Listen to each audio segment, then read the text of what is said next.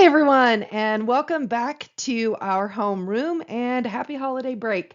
I'm assuming for most of you, at the time this podcast comes out, you've got the next 2 weeks with your kids to celebrate the holidays. And I know this time of year can be stressful, but it is also such a gift to have 2 full weeks with our kids through that time. I just, even the other day, I had a time with my son that was so great, and it was just a regular work evening, but we decided to get pizza for dinner, and he had to drive because he needed gas anyway. And it was just the whole time he was talking to me about just his friends and how things are going really well in his friendship world right now. He's got a relationship and how well they're getting along and how happy he is. And he's picking out her Christmas, presents. And then we go to get gas and it's like, oh, let's pick out these, new Shaquille O'Neal gummies randomly, candies. Let's try them. They look so silly. And so that was fun. And then we went and got the pizza, and then we tasted the candy, and like we're laughing about that. It was just like such a simple moment, but I treasured it so much because he was being open with me and respectful, mutually respectful. We were laughing together, like almost like equals. And I just, he's 16 now. So I think a lot of that's just age and, him coming into his own a little bit. But I know so much of this. I think back and I'm like, as hard as it was when he was little, I am so thankful I had so many of these strategies to help him because he's just a good kid. So yes, a lot of it is just he's a good kid, but a lot of it I know is because I was lucky enough to have so many of these strategies to help him kind of figure out who he was, give him that autonomy, give him space that he needed in order to be himself. And I just know that this time of year can zip by, and then before you know it, we're going to look back on it and think, oh man, I should have treasured that time more with our kids. So I want to give you more of those times with your kids over the holidays because this is it. There's like I keep thinking I only have like 2 more years with my son, and I want every moment to be as treasured as possible. So that's why this episode is so important to me because technology is such a thorn in the side of every family that I talk to, parents and students. Parents want less technology, students always want more technology, and there's fighting about it, and phones being taken away, and parents feeling guilty about that, but not knowing what else to do. It causes a lot of problems. And I know that it seems really important in the moment. We can get really caught up on these really small details of life, like making sure our kids have the right technology balance. And, I've got to make sure they know what they're doing yes, that is important. But if you zoom back and you look back on your life 20 years in the future from now, and you're looking back, are the fights about technology worth it? Maybe there's a different way to think about managing technology that also still treasures the relationship that you have with your children. Maybe there is a way to manage these little things that still keeps you bonded and connected with your kids, because that is the joy, right? Like we have kids for a reason, and why not? That reason being to enjoy them, to enjoy the relationship that you have with them. Of course, structure and limits and all those things are important. Yes, but there is a way to do that, to make sure they have safe online, to make sure they have a healthy balance with technology that is not harsh, it's not mean, it's not rude, it is not disconnecting your relationship. So that's what I want to share with you today. Going into holiday break, everyone's going to have way more time on their hands, which means technology is going to be utilized a lot more, and that is okay. I am here to give you permission to let your children be on technology a lot over the holidays. It's okay. But if there are some limits that you want to put into place, I'm going to talk to you today about really trying to figure out what specific problem it is that you're having with technology, and then how to have a conversation with your children to set up those limits and structures and really teach them about balance and safety from a place of connection and belonging and love and prioritizing that relationship. So, just a reminder, there are visuals for this. If you're not watching it on YouTube, it is on YouTube. The link is below. And there is also a reference sheet for you to print out. So all of this stuff is here for you to reference later. All right. Okay. So let's get into managing kids and tech.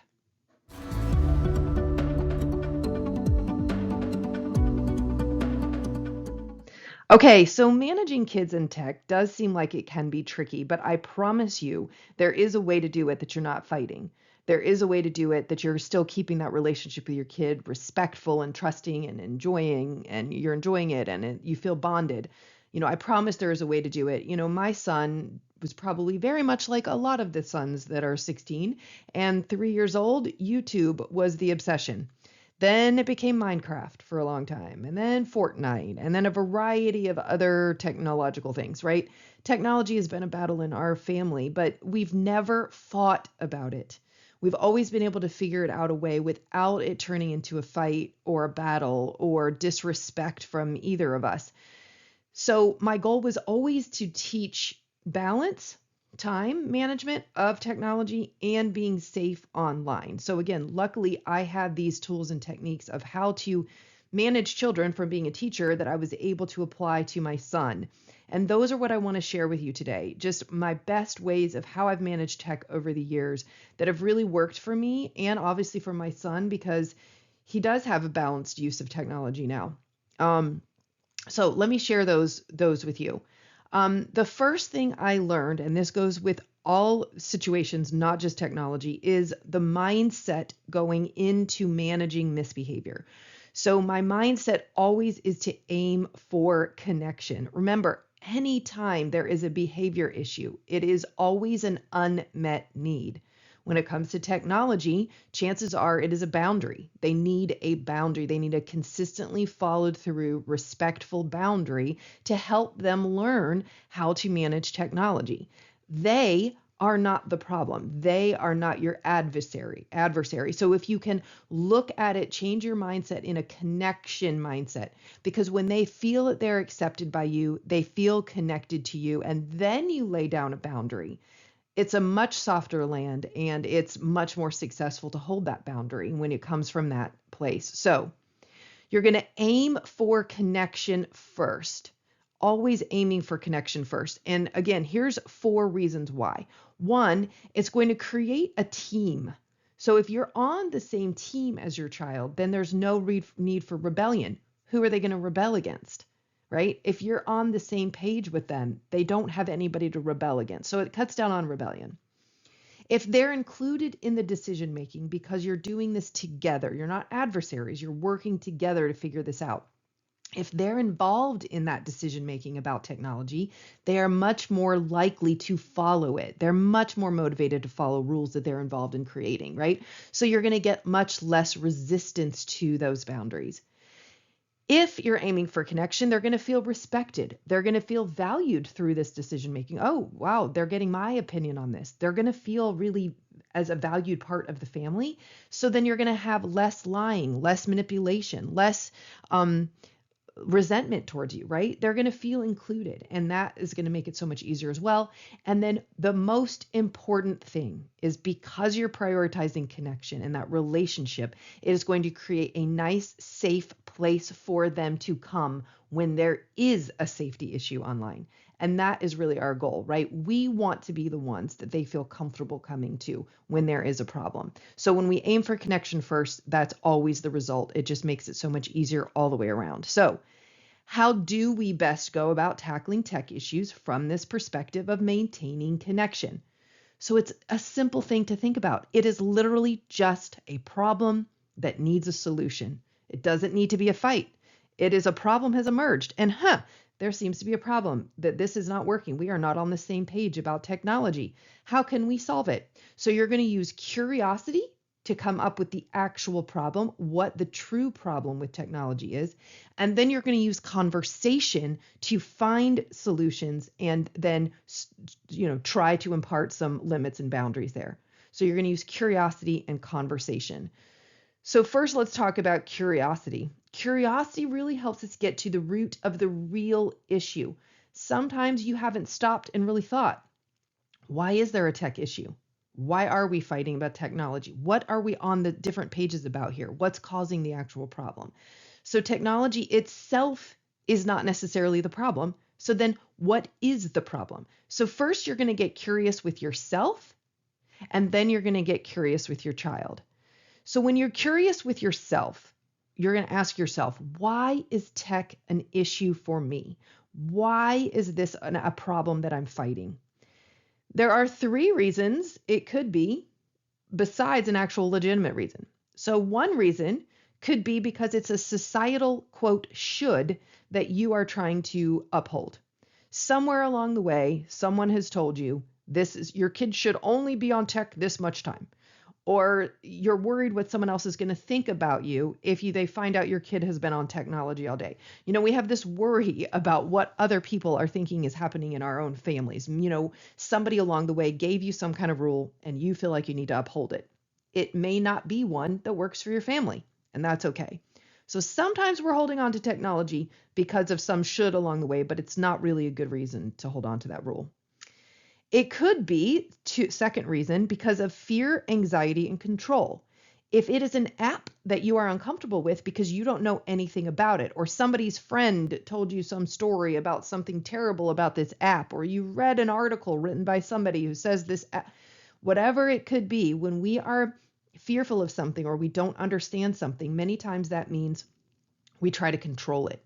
So you could be trying to control from a place of fear, but it's not an actual legitimate reason to need to control technology. So really think about, if is it just something you have anxiety about that you're just trying to control because you have fear and uncomfortable feelings about it. But maybe it's okay if you actually sit down and look through the app and learn it. May not really be as scary as you think it is. A third reason that technology might be an issue in your family is because it's being used as a scapegoat.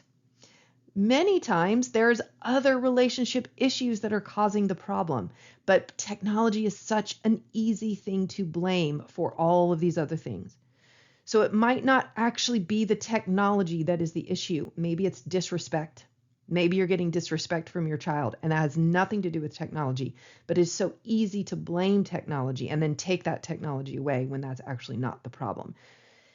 So get curious with yourself to see and be honest. Is it one of those three reasons? Or number 4, is it a legitimate reason? Are you seeing a safety issue? Are you seeing maybe grades go down? You're seeing it's negatively affecting your child's personality. Are you seeing it negatively affecting their sleep, their school progress? Whatever it is, it's a legitimate reason. And how do you know if it's a legitimate problem? Is if you are seeing unhealthy, negative behaviors from the technology use. If you are not, if your child is still getting great sleep, having good social life, doing well in school, technology is not a problem. You may then be coming from one of those other 3 reasons. So if it is a legitimate reason, then that could be it, and that's fine. But you're going to take some time to really get curious with yourself and figure out what the actual problem is. All right, after that, then you're going to get curious with your child. Why does your child love using technology so much? Why do they use it all the time? What's the thing that's going on there? Because chances are they have a really valid reason for liking technology. We all do. Like, it's fun. Games are fun to play. So there's 3 reasons here that could be really valid reasons that they like technology. One is literally just simply joy. They are enjoying the time.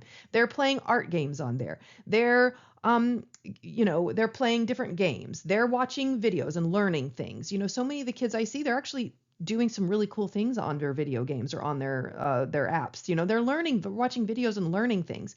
So it could be just a really good reason of joy. Like, it's just fun. A second reason it could be is confidence. A lot of our children that are struggling in school find success in video games because they're working as a team and they're getting things done and they feel successful. So sometimes, technology makes them feel confident because they're doing the things that they're really good at when they're playing games. The third reason that they could be really enjoying technology is because connection, especially for our older children. This is one of their main, if not only, forms of connection with their peers. This is their socialization. And nowadays, that is how socialization happens, is through these apps. So it could literally be because this is their friend time. And that's okay too. There's nothing wrong with that either. So think if it's any of those 3 valid reasons why your child is liking technology, or is it number 4, is it an addictive situation? Do you see some really unhealthy habits forming? if they've taken over in some way, you've noticed your child is pulling back. And if you're not sure of the signs of addiction, I'll try to make sure to post a link under the video so you can go read the signs of addiction. It is important to know. It is very important to share that with your child too. Make sure your children know what the signs of technology addiction are, or just addiction in general. We want to keep them away from all forms of addiction. So it could be legitimate reasons because you are seeing addictive or unhealthy behaviors from your child. So I'm going to go into next then, if it is a legitimate reason and you are seeing unhealthy habits and you really want to reform them, I'm going to teach you how to teach that. Remember, your children are not naturally born knowing how to manage technology. This is a teaching and training situation, which means there's going to be a lot of trial and error, and that's okay. It's problem solving. You're going to figure this out together as a team with your child. It's okay. It's teaching. This is not something that you need to punish. It's not something to get mad about. It's literally like, things aren't working. Let's figure out the problem, come up with some solutions, and then just keep working through things until we find something that works. All right, so next, let's go into how to use conversations to brainstorm solutions and come up with one that'll work for everyone.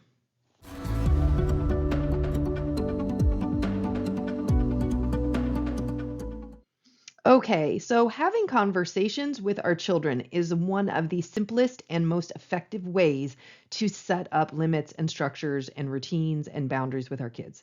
And it seems simple, but I actually have a really good structure for how to run this conversation that is going to help make it smooth and easy for you, because really just having a conversation is the best way to problem solve and set limits and consequences together so that you are teaching healthy habits, not just setting those limits and then taking the phone whenever it seems like it's out of control, but really doing some trial and error here to problem solve and figure out what works. So as I said in the last slide, the first thing is to have that good mindset. You really want that it's you and me versus this problem mindset.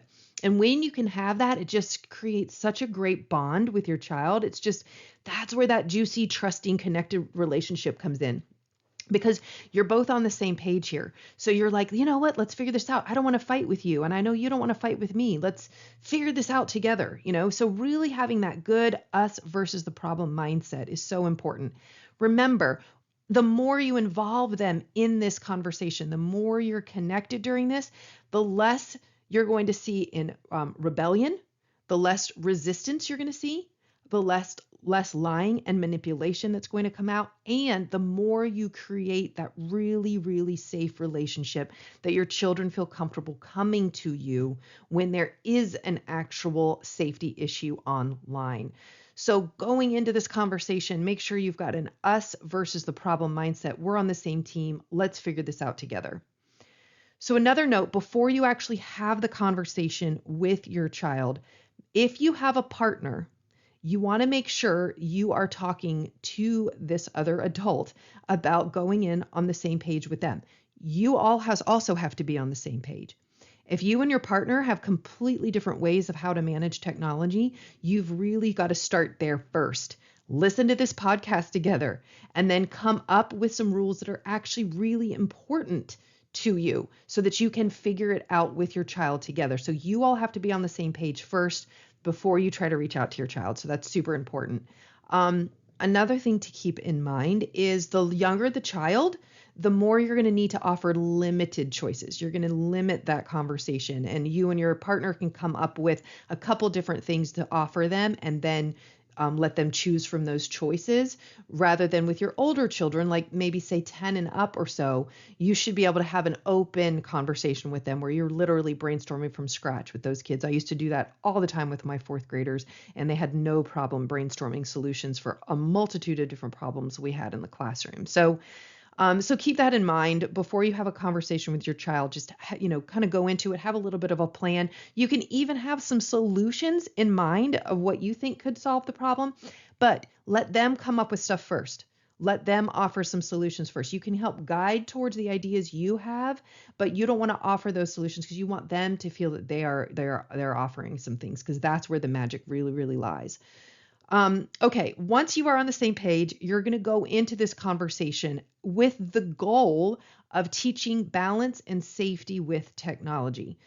And during the holidays, I'm sure this is especially important because you're going to have so much extra time. In fact, what I would say is within the next day or two, the beginning of any holiday break, have this conversation, because then you're setting up the next 2 weeks with some rules and structure in place, and it's going to make it so much more enjoyable the next couple weeks, because you're going to have those limits in place. You're going to even brainstorm consequences together. And that's going to just make it so much easier the next few weeks. So how do you have a connected, I call them connected conversations.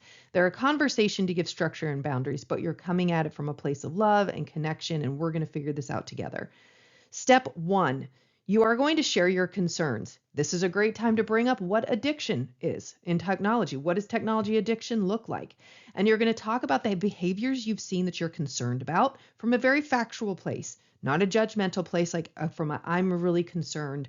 I really want to talk about this. This is what I see that's being unhealthy. Bring up your own unhealthy habits. You could even get on your phone and pull up your usage and just see like, woo, yesterday was a day off and I had 9 hours of technology time on my phone. Normally I have 4 or 5 hours. That just seems overwhelming. How can we talk this through and figure this out? What are the limits on what are your phone usage? Let's look at your phone. Kind of just, these are the concerns and what's the problems? How are you feeling about technology? Do you feel like it's too much or not enough? Start to get their feelings on their concerns about technology. Maybe they have concerns with how you're limiting technology, and let them voice that.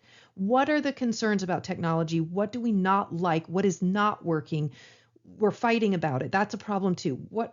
How can we fix it?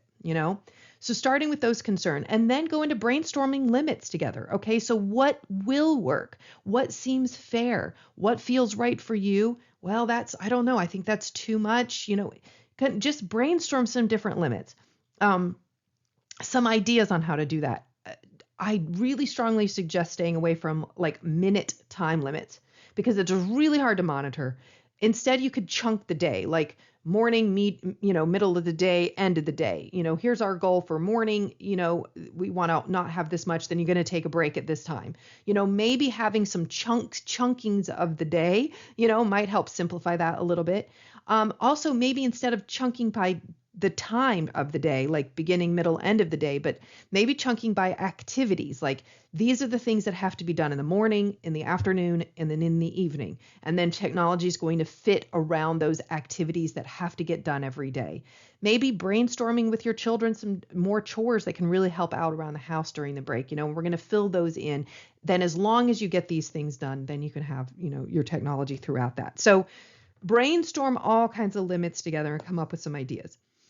Next, and most importantly, to come up with some actual consequences. Okay, so you decide over break, sleep isn't as big of a deal, so you're going to let them have technology till 9 o'clock over break instead. But what happens if they don't get off at 9 o'clock? What are the consequences? Come up with those together. Okay, well, it makes sense that the next night, maybe you have to get off at 8 o'clock because you didn't get off the night. Maybe 9 o'clock's too late. You were on it too long. So maybe you have to get off at 8 because it takes you too long to actually get off the technology. Maybe it means the next day you don't get your phone until later in the day. What makes sense to help teach the healthy habits? So brainstorm those consequences together. Usually my suggestion with consequences for technologies is short breaks. And then if it happens again, a little longer of a break from that technology, just to kind of, okay, well, now I can't have my phone because I went over the time limit that I was supposed to. So it's just what's going to prompt them to the next day fix the behavior. Meanly taking it or being angry about it doesn't turn them against how to fix the behavior. It turns them towards they're mad at you now, right? They're rebelling against you, figuring out how to sneak it around you. So that's why it's important to set these consequences up together, because then when it's like, oof, buddy, it's 9:15 and you said you were going to get off at 9.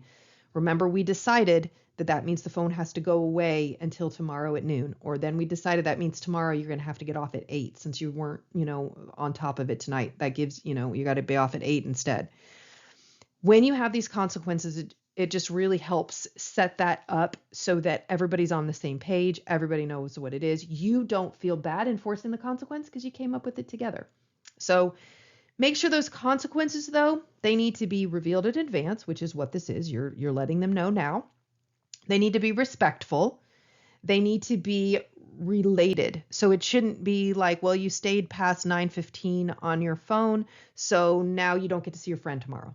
That's not really related. It really should stay related to technology use. And then you've got to make sure you follow through on those consequences. If you decide on the consequences, you've got to be consistent and follow through, or they won't do it. All right, once you come up with consequences, then you decide, let's try this for a limited time. Over holiday break, it could just be 2 days. We're going to try this for 2 days, and then we'll reconvene and see, did that work? Did it not work? And then you're going to fix it, come up with something else. Then if you decide that you're going to go for 2 days, in that 2 days, you're not going to really problem solve. You're going to enforce a consequence, but you're not going to really change the problem. You're going to give it a couple days. You're going to give it maybe 3 days to figure it out. See how that works. Enforce those consequences, but don't change the plan until maybe, okay, it's been 3 days and every night I've had to give you a consequence because you're not off the phone. We need to come up with a new way to do this. So give it 2 or 3 days to figure it out. Okay, that's not working. And then it's constant. The last step is just constant tweaking. This is forever. Like you're constantly, because once school starts, it's going to be a whole new situation. You're going to have to come up with new rules because it's going to have to go away earlier. They've got homework. They've got sports to go. So, you'll have to constantly refiguring technology rules all of the time. And as your children age, you're going to have to change things. You may allow more apps and more social time as they get older. So it's just a constant tweaking, and that is okay. Technology is not bad. It is not the enemy, and your child is not an adversary here. You're going to work together to really figure this out in a conversation. It just makes everything so much easier and more enjoyable when you can just work through a conversation and figure it out together.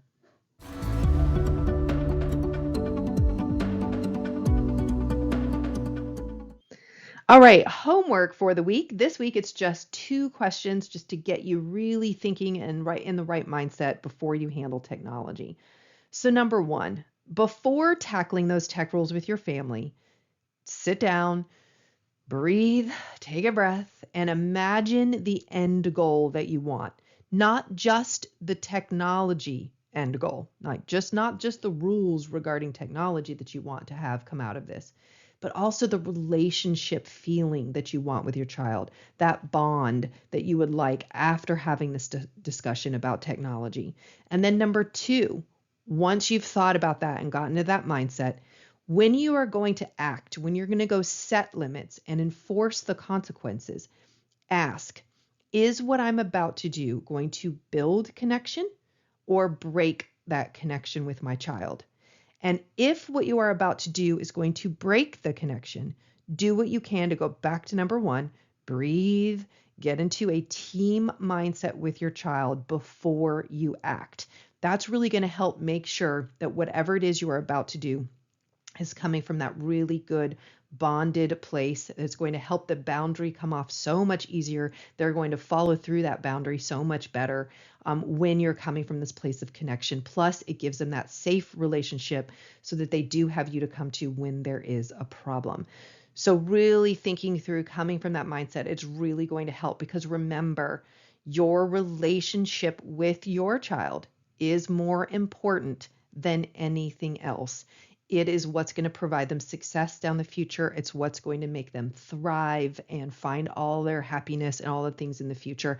Plus, it makes you enjoy parenting them. And I just feel like that's just an important thing we sometimes overlook. Like, we want to enjoy them and have a good time with them. And isn't it great to know that it is okay to prioritize good feelings with your kids?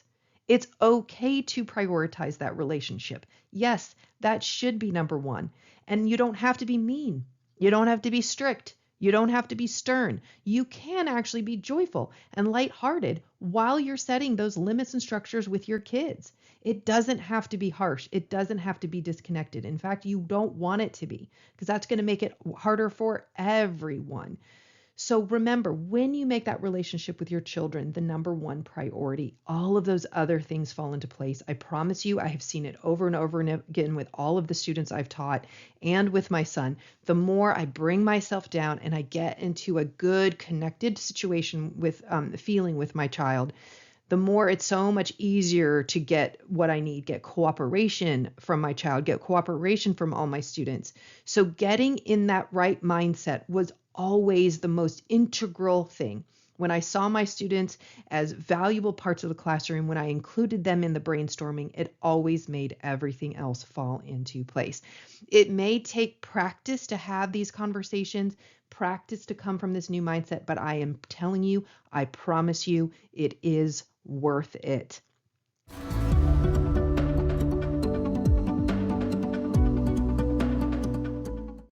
And that is it for this week. I really hope that these tips will help manage technology for you and your family so that you have more joy during the holidays. It is such a, just a brief 2-week time, and I want you to enjoy it as much as you can because, that's the best part of the holidays. Also, make sure during this time you're taking some time for yourself. And if you missed last week's episode, that's what I talked about, is how to meet your own needs, how to put boundaries down in a way that helps protect your time during the holidays so that you are enjoying the time more, they are enjoying the time more. Because when we meet our own needs, it helps us meet everyone else's needs around us, and then we all enjoy ourselves a lot more. So if you haven't already, make sure to check out last week's episode. Please enjoy your next 2 weeks. I will be back after the holidays. So happy holidays and happy new year, and I'll see you in a couple weeks.